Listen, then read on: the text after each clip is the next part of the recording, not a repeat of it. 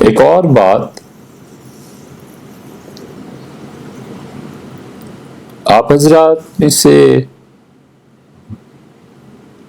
کسی کا جی لگے اگر اس بات پہ، تو اس سے ذرا سوچیے آپ کی ہو کیا رہا.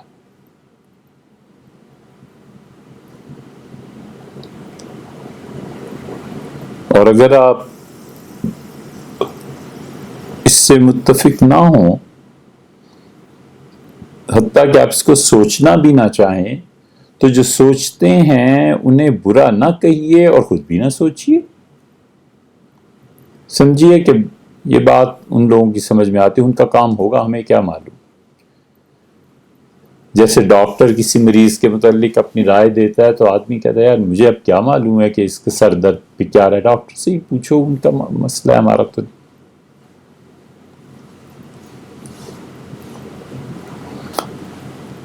یہ بات جو سوچنے کی ہم دعوت دے رہے ہیں، یہ پچھلے 2-3 دن سے ہمارے دماغ پہ ایک طرح سوار ہو گئی.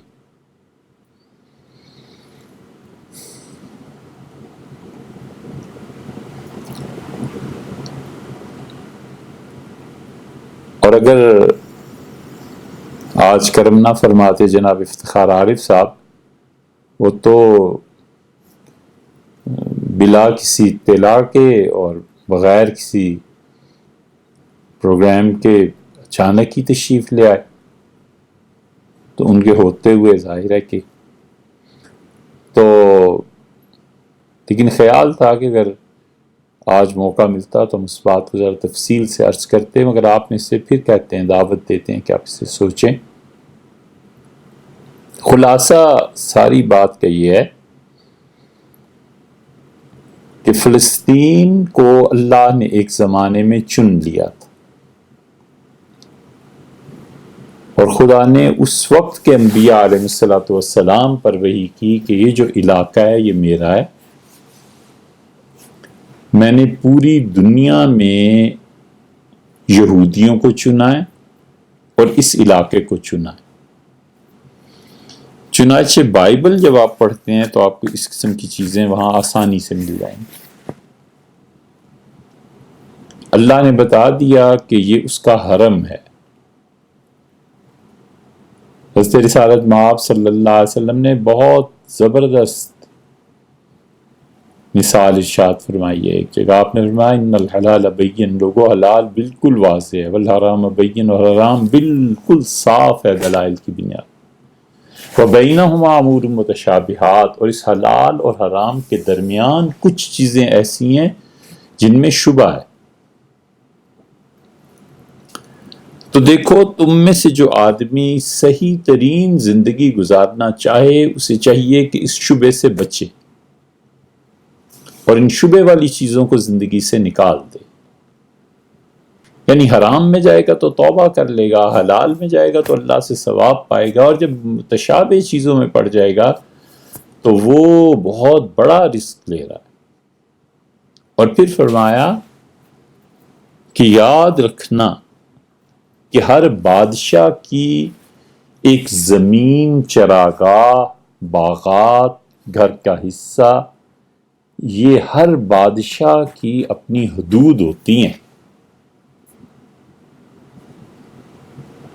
اور وہ جو ذاتی اس کی حدود ہوتی ہے نا بادشاہ کی، وہ اس میں کسی کو داخل نہیں ہونے دیتا. ہما کے لفظ سے تعبیر فرمایا. اور فرمایا جو آدمی اپنے جانوروں کو بادشاہ کی پرسنل پراپرٹی میں لے جاتا ہے، باغات میں چرانے کے لیے، تو آپ نے فرمایا وہ اپنی جان داؤ پر لگا دیتا ہے اور اپنا دین بھی. تب بادشاہ کے سپاہیوں کو پتہ چل جائے، بادشاہ کو پتہ چل جائے کہ اچھا یہ میں پرسنل پیلس ہے میرا، اس میں اور پرسنل پراپرٹی میں آنے لگا ہے، تو قتل سے کم کیا سزا ہوگی. اور آپ نے فرمایا الا، یاد رکھنا، محارم اللہ، اللہ نے بھی اپنے لیے کچھ زمین، کچھ جگہ منتخب کر لی ہے، اور تم میں سے جو آدمی بھی اس میں داخل ہوگا اسے پتہ ہونا چاہیے کہ اللہ اس سے بدلہ اور انتقام دے گا. اگر یہ حدیث آپ کے پیش نظر رہے تو فلسطین کو اللہ نے شرف دیا تھا، اور بنی اسرائیل یہودی، قرآن کہتا ہے وَلَقَدِ اخْتَرْنَاهُمْ عَلَىٰ عِلْمٍ، ہم نے یہودیوں کو پوری دنیا میں قیادت کی، علی علم، اس کی وجہ سے یہ کہ اس وقت دنیا میں علم ان کے پاس تھا۔ خدا نے کہا قیادت یہودیوں کو جو ملی دنیا میں بربنائے علم ملی۔ وَلَقَدِ اخْتَرْنَاهُمْ عَلَىٰ عِلْمٍ، ہم نے انہیں چنا تھا پوری دنیا میں ممتاز قوم، ہماری چنی ہوئی قوم تھی، چنیدہ لوگ تھے، چوزن۔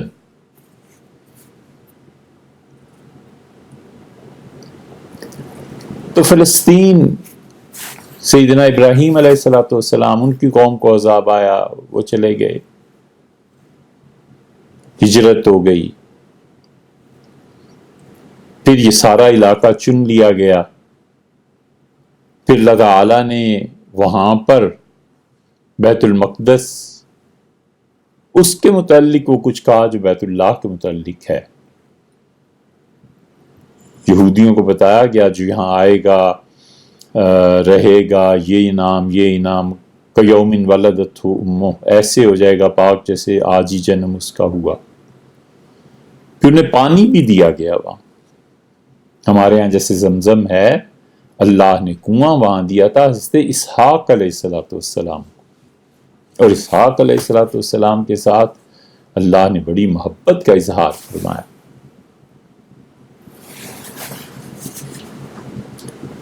ان کی جو بدبختی آئی تو انہوں نے اللہ کی اس زمین کو، فلسطین کو خراب کرنا شروع کیا، اور جو قومیں مشرک تھیں ان کے لیے راستے کھولے۔ تو مشرکین آئے، تو یہ جو فلسطین کا علاقہ خدا کا اپنا ذاتی چنا ہوا، اور اسے کہہ دیا تھا یہ میرا علاقہ، تو پھر اللہ نے اپنا عذاب نازل کیا۔ اور اللہ تعالی کا عذاب دو طرح سے آتا ہے، اگر تو لوگ ہوں مشرک تو پھر ان پہ خدا کی طرف سے قانون یہ نافذ ہو جاتا ہے کہ قتل ہو جائے، قتل کر دو۔ قتل نہیں کرتے تم، یا اللہ نے حکم نہیں دیا تو خدا قحط بھیج دے گا، طاعون بھیج دے گا، موت ہی موت ہر طرف۔ اللہ کے لیے کوئی مصلحت نہیں، انسانوں کے لیے کہ اگر انسان ایک دوسرے کو مارنے لگیں گے تو آگے کو کیا بنے گا۔ اللہ تعالیٰ غیب سے ایسی سزا دیتا ہے جس کا نتیجہ موت ہوتا ہے، اور اگر انبیاء علیہ السلام کے ہاتھ یا ان کے جانشینوں کے ہاتھ سے سزا دی جائے تو وہ ہو جاتا ہے قتل۔ اور یہ کرتوت کرنے والے، اللہ کی ذاتی زمین کو چھیڑنے والے، یہ ذاتی زمین اسی لیے ہم اس کو کہہ رہے ہیں کہ حرم، یعنی افہام و تفہیم کے لیے، تو اللہ تعالیٰ پھر سزا دیا کرتا ہے کہ اچھا میری توحید کے تو قائل ہیں نا، مشرک تو نہیں ہے، تو پھر اللہ کہتا ہے انہیں غلامی میں دے دو۔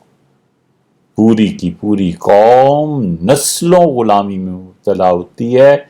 یہ اسرائیل کے پیچھے جو کچھ ہے، 2000 سال یہ یہودی قید رہے ہیں،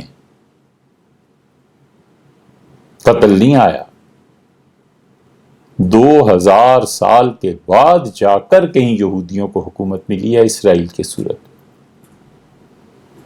تو خدا کے حرم میں دخل دینے والا اگر وہ مشرک ہے تو موت ہے، اگر وہ موحد ہے، کم سے کم توحید ہے، تو اللہ تعالیٰ مہربانی فرماتے ہیں، کہتے ہیں اچھا قتل تو نہیں، غلامی دے دو۔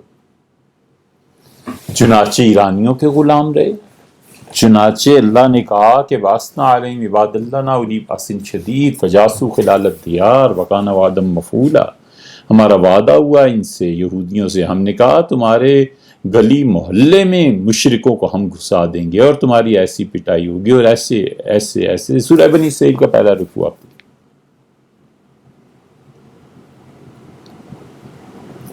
یہ تو بھیا وقت گزر گیا۔ دوسرا حرم جو اللہ نے چنا تھا اور دوسرا حرم جس کے متعلق خدا نے بار بار کہا ہے، اللہ تعالیٰ نے فرمایا ہے اوفو بالعقود، اپنے وعدوں کو پورا کرنا، اور اللہ تعالیٰ نے فرمایا ہے کہ لا تحلوا شعائر اللہ، اور وہ چیزیں جنہیں دیکھ کر میری یاد آتی ہے، میری محبت ستاتی ہے کہ مجھ سے آ کے ملو، ان چیزوں کی کبھی بے حرمتی نہیں کرنی۔ ولا الشہر الحرام، یہ جو 4 مہینے میں نے منع کیا ہے نا کہ گناہ نہیں کرنے، اس میں بالکل اس کے قریب نہ جانا۔ ولا الحدی، اور جو جانور قربانی کے میرے لیے لائے جاتے ہیں، ان جانوروں کو کچھ نہیں کہنا، جانور تو بڑی بات ہے۔ ولا القلائد، ان کے گلے میں جو پرانے جوتے لٹکائے جاتے ہیں علامت کے طور پہ کہ خدا کے گھر میں جا رہے ہیں، ان جوتوں کو بھی کچھ نہیں، اس نشانی کو بھی نہیں چھیڑنا۔ وَالْآمِنَ الْمَسْجِدِ الْحَرَامِ، اور جو بیت اللہ میں آنے کے لیے 2 سفید چادریں اوڑھ لے، انہیں کچھ نہیں کہنا، ان کا قصد اور پکا ارادہ اور عزم ہے کہ میرے گھر آئیں گے، یہ میرے مہمان ہیں۔ اللہ نے ایک ایک چیز کا نام لے کے کہا ہے کہ دیکھو کچھ نہ کرنا اس کے خلاف، بالکل نہیں۔ حضرت رسالت پناہ صلی اللہ علیہ وسلم نے فرمایا کہ مکہ مکرمہ حرم شریف کی حدود میں گھاس کا تنکا اکھیڑنا بھی منع ہے، منع نہ کرنا۔ کبوتری انڈے دے دے، اس کو ہٹانا منع فرما دیا، فرمایا یہ سب اللہ کی بالکل نہیں، اس کو چھیڑنا ہی نہیں سرے سے۔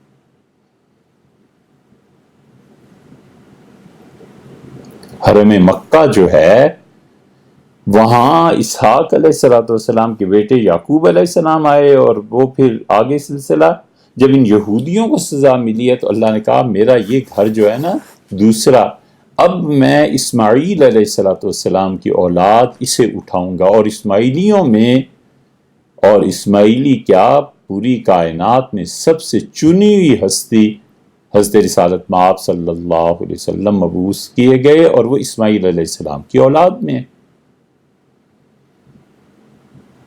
اللہ تعالیٰ نے سختی سے حکم دیا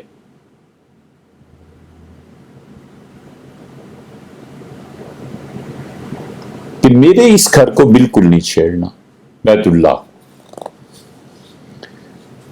مولانا منظور نعمانی صاحب نے ایک جگہ لکھا ہے کہ جو امت پہ زوال آیا ہے، اس زوال کی ایک وجہ اور وجوہ کے علاوہ یہ بھی ہے کہ لوگوں نے حرم کا احترام چھوڑ دیا ہے، خدا کی گھر کی عزت اور احترام نہیں رہا لوگوں۔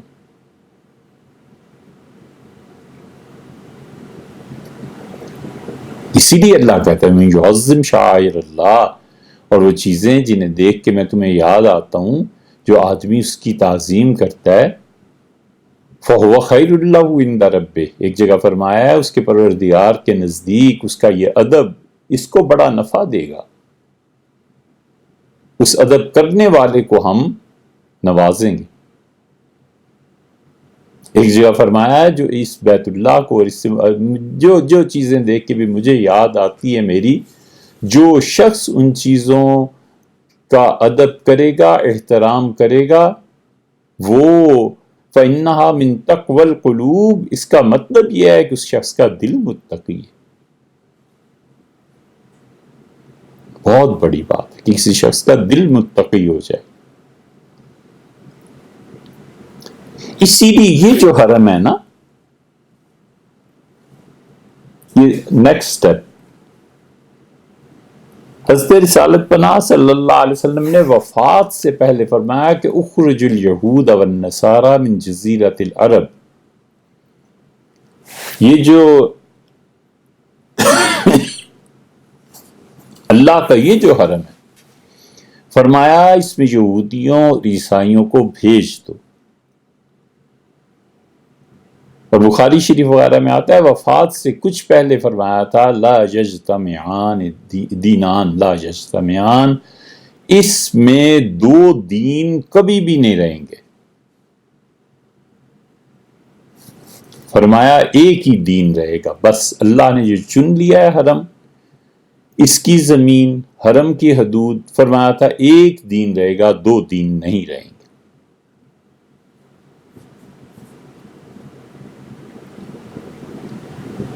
اسی لیے آپ دیکھیں، اور آپ ہماری اس بات سے اختلاف کرنا چاہیں، آپ کی مرضی، ممکن ہے تاریخ میں آپ کے پاس کوئی چیز ہو، ہم نالائکوں کی نظر سے نہ گزرے۔ صحابہ کرام رضی اللہ عنہم نے اس حجاز میں جو رسول اللہ صلی اللہ علیہ وسلم نے فرمایا تھا کہ کبھی بھی دو دین یہاں جمع نہیں ہوں گے، وصیت فرمائی، حکم دیا،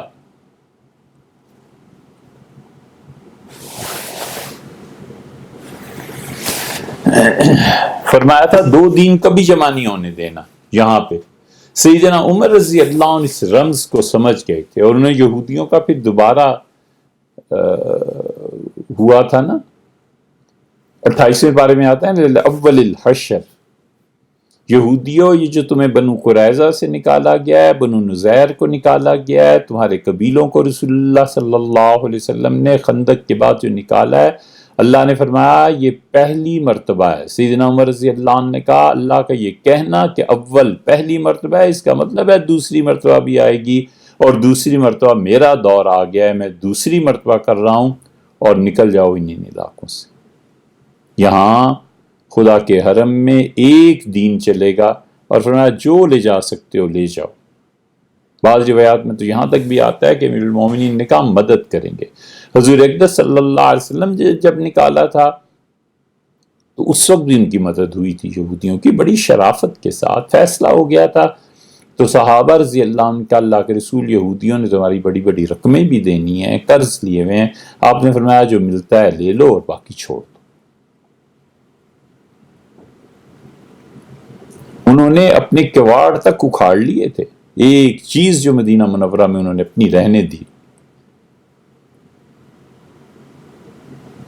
اس کے بعد جو اسلحے کی وہاں فیکٹریز یا میدان یا جو کارخانے تھے، اس پہ پھر صحابہ کرام رضی اللہ عنہ کا قبضہ ہوا۔ بہرحال وہ ایک تاریخ کا حصہ۔ اس حجاز کو چھوڑ کے یہاں رسول اللہ صلی اللہ علیہ وسلم نے فرمایا بیت اللہ کے بت توڑو، صاف کرو، تصویریں صاف کرو۔ خالد ابن ولید رضی اللہ عنہ کو بھیجا فلاں جگہ کے بت توڑ کے آؤ۔ وہ منات کا بت جو تھا وہاں حضرت تشریف لے گئے تھے۔ مختلف صحابہ کرام رضی اللہ عنہ کو بھیجا ہے۔ جو ہی خدا کے اس حرم سے باہر نکلے ہیں صحابہ رضی اللہ عنہ، کیا مجال ہے کسی آدمی نے کسی بت کو توڑا؟ سیدنا عمر رضی اللہ عنہ نہیں جانتے تھے مصر میں کتنے بت ہیں اور احرام ہیں اور یہ ہے اور وہ۔ سیدنا عمر رضی اللہ عنہ نے کسی ایک حکم کسی کو دیا ہے کہ وہاں پہ بتوں کچھ نہیں، احرام اپنی جگہ پہ قائم تھے۔ صحابہ رضی اللہ عنہ نہیں جانتے تھے کہ شام میں بت پرستی ہوتی ہے، بت قائم تھے، مصر میں بت قائم تھے۔ اسی لیے ہم بار بار اس زمانے میں بھی اب تک بھی یہ کہتے ہیں کہ افغانستان میں انہوں نے جو بت توڑے تھے یہ نہایت غیر شرعی حرکت تھی۔ صحابہ کرام رضی اللہ عنہ آئے تھے بامیان میں، انہوں نے بت نہیں توڑے۔ ایک صحابی رضی اللہ عنہ کھڑے ہوئے اور ایک بت کی آنکھیں ہیرے یا جو بھی پتھر اسے نکالا اور پھر اسے جوڑ دیا اور فرمایا میں نے تم لوگوں کو جمع کیا، بدھسٹ تھے جو جمع ہوئے تھے، فرمایا میں تمہیں دکھانا چاہتا تھا کہ دیکھو یہ اپنی آنکھ تک تو بچا نہیں سکتا، تمہارا نفع اور نقصان کیا اس کے قبضے میں، اور پھر آنکھ جوڑی اور چلے گئے۔ یہ جو حجاز ہے نا اس میں کوئی دین نہیں آئے گا، فرمایا تھا رسول اللہ صلی اللہ علیہ وسلم نے، کیونکہ بتایا ہے کہ یہ اللہ کی زمین ہے بھائی، اللہ کی پرسنل چیزیں ہیں، یہ مت چھیڑو، اگر چھیڑو گے تو یا تو پھر قتل ہے، اگر مشرک ہو، مشرک نہیں ہو توحید کو مانتے ہو تو پھر تمہیں غلام بنوا دیا جائے گا۔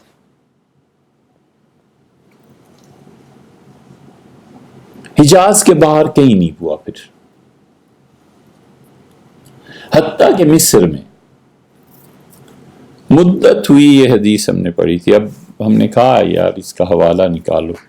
ابھی آپ کے سامنے جو فون اٹھایا تو ایک صاحب نے لکھا کہ مجھے وہ حوالہ نہیں ملا، یہ مل جائے گا انشاءاللہ۔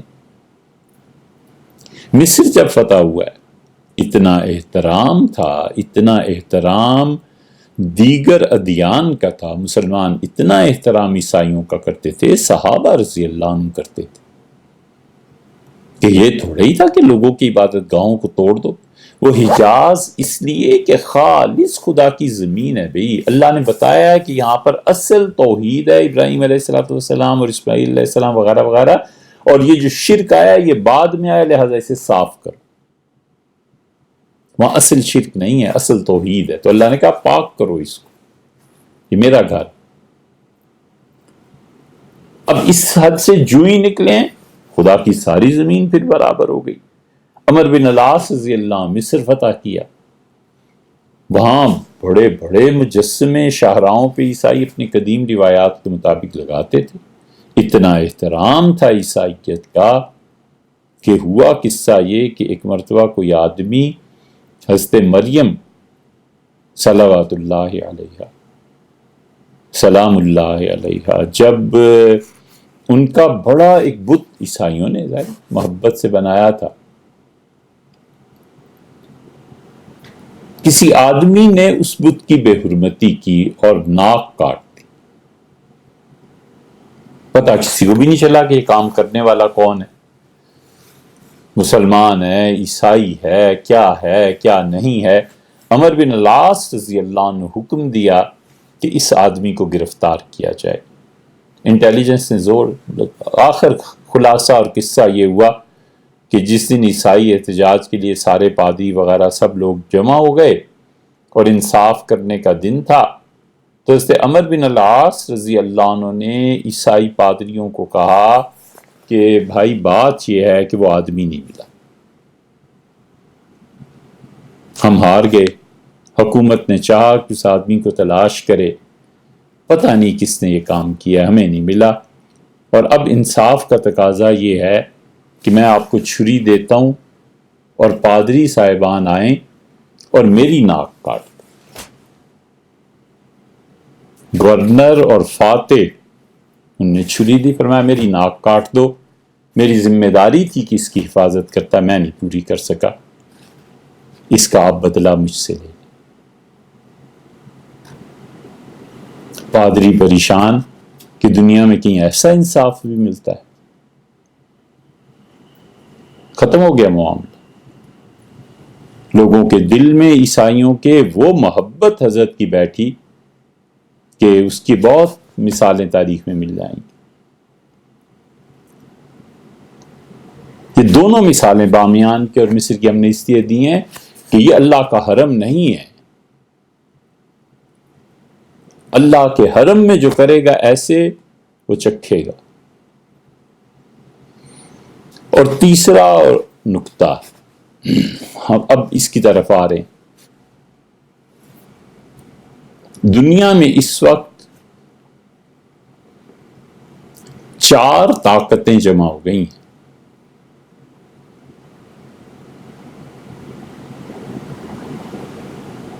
امریکہ کے ہاں کی صدارت، ان کے جو تعلقات انڈیا کے ساتھ ہیں وہ ہم سب کے سامنے،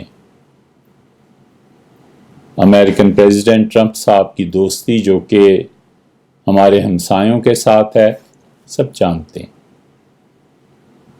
اور تیسری طاقت اسرائیل کی، اور چوتھی طاقت یہ جو لندن میں 2-3 دن پہلے ہوا ہے، وہ پوری طرح متفق ہیں اسرائیل کے ساتھ اور پاکستان کے خلاف کی پالیسیز میں انڈیا کے ساتھ۔ یہ چاروں مقامات پر جو طاقتیں ابھر رہی ہیں، اگر انہوں نے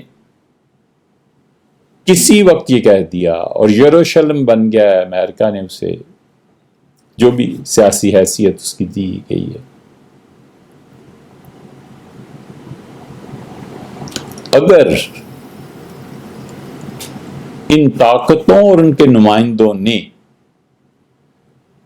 کل کو مسلمانوں کو یہ کہا کہ تم بیت المقدس میں جاؤ، نماز پڑھو، عبادت کرو، اور اس کے بعد پاسپورٹ اپنے واپس لو اور اپنے گھروں کو جاؤ، ہم تمہیں اجازت دیتے ہیں،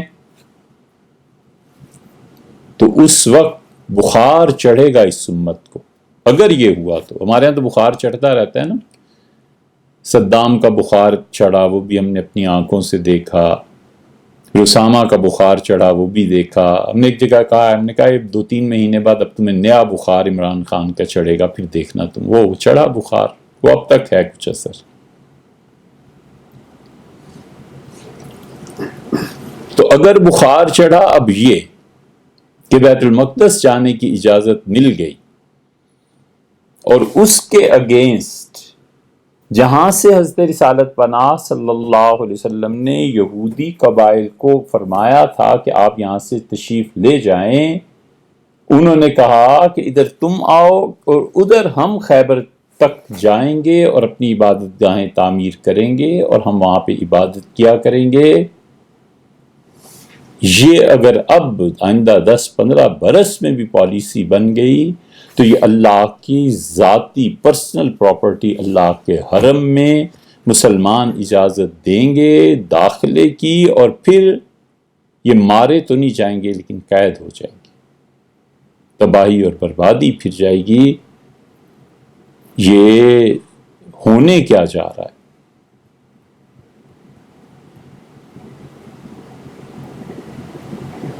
اس پہ سوچیں۔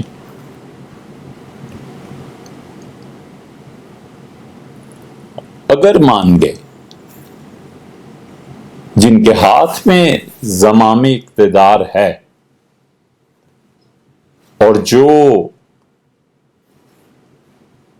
یہ تحقیق لوگ کریں ہمیں نہیں معلوم، لیکن لوگوں میں مشہور یہ ہے کہ وہ کسی نہ کسی یہودی لابی کا اثر ہے اور وہ اس کے تحت کام کرتے ہیں۔ اگر یہ صحیح ہے اور اجازت اس طرح ہو گئی، ہمارے ہاں بھی اجازت ہوئی نا، سکھ حضرات تشریف لائیں اور کرتار سنگھ اور یہ وہ ساری چیزیں، اسی طرح بیت المقدس میں ہمیں مل جائے اور اسی طرح خیبر میں انہیں مل جائے، تو یہ جا کر چھیڑنا کس کو ہے؟ خیبر کا معاملہ سب سے مختلف ہے، وہ اللہ کا گھر، اللہ کی اپنی جگہ ہے یار۔ اس میں جانے کا مطلب یہ ہے کہ سیدھی سادھی خدا کے غضب کو دعوت دینا ہے۔ حضور صلی اللہ علیہ وسلم تھا، بادشاہ کی چراگاہ میں جاؤ گے تو داؤ پہ لگا دو گے۔ کیا یہ اب داؤ پہ لگانا ہے اس امت کو؟ آپ اس پہ سوچیں۔ ہم کچھ نہیں کر سکتے، آپ کچھ نہیں کر سکتے، لیکن ظاہر ہے کہ حالات کا تجزیہ، فکر، اپنی آئندہ نسلوں کے لیے علم کی ضروری ہونا، تربیت کا ضروری ہونا، ہمارا ایسے اداروں کا قائم کرنا جہاں ہمارے بھائی مسلمان کوئی بھی ہوتا ہے، کسی مذہب سے بھی ہوتا ہے، ہم اسے لا کر پرامن طریقے پہ اللہ کا دین سے سمجھائیں کہ یار یہ ہے دین، یہ ہے خدا کی قربت، یہ ہے حضرت رسالت پناہ صلی اللہ علیہ وسلم کا طریقہ۔ تو اس لیے سچائی اور تعلیم ہمیشہ لوگوں کو سکھاتے رہنا۔ اگرچہ محدثین نے ایک حدیث کی سند پہ کچھ بات کی ہے، مگر آیا ہے رسول اللہ صلی اللہ علیہ وسلم نے جو فرمایا اس کا ایگزیکٹلی ترجمہ یہ نہیں ہے، لیکن اس سارے کا مفہوم یہ ہے کہ آپ نے فرمایا کہ اگر کوئی شخص بھوکا ہو تو اسے کھانا کھلاؤ، اور اگر کسی کے پاس علم نہیں ہے تو تم اسے تعلیم دو، تم نہ بھوکے کو کھانا کھلاؤ اور نہ جاہل کو تعلیم دو، اور پڑی ہوئی ہے تمہیں اس بات کی کہ حدود نافذ ہوں، مارو۔ اس لیے ہم سب کو سوچنا چاہیے کہ ہم اپنی آئندہ نسلوں کے لیے کر کیا رہے ہیں۔ ہم نے تو جو بسر کر لی، ہمیں ان کے لیے تعلیم کا، اور خاص طور پہ جو لوگ چاہتے ہیں کہ خدا کے دین کی طرف آئیں، ہم ان کے لیے تعلیم کا ان کی اپنی زبان میں بندوبست کریں، وگرنہ مسئلہ بہت بگڑ جائے گا۔ ہم اس پہ مزید بھی کچھ عرض کر سکتے ہیں، مگر اس لیے نہیں کہتے کہ اللہ نہ کرے ہمارے کسی فکرے سے کسی کو شر کا کوئی موقع ملے۔ اللہ تعالی ہم سب کو ہدایت پہ جمع رکھے، اللہ اس دنیا میں امن اور عافیت اور آرام کے ساتھ، حتیٰ کہ جو اسلام کے مخالف ہیں خدا انہیں بھی امن نصیب کرے، خدا انہیں بھی عافیت سے رکھے۔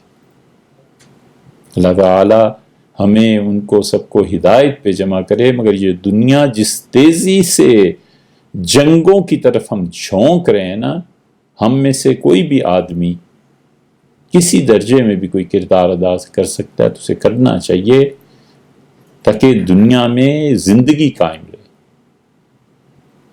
تو یہ ایک سوچنے کی چیز ہے، خیال میں آیا کہ آپ کو بتائیں کہ حضور صلی اللہ علیہ وسلم نے کس حکمت کے تحت فرمایا تھا کہ اس عرب یہ جو حجاز فرمایا تھا لا یجتمعان، یا دو دین جمع نہیں ہوں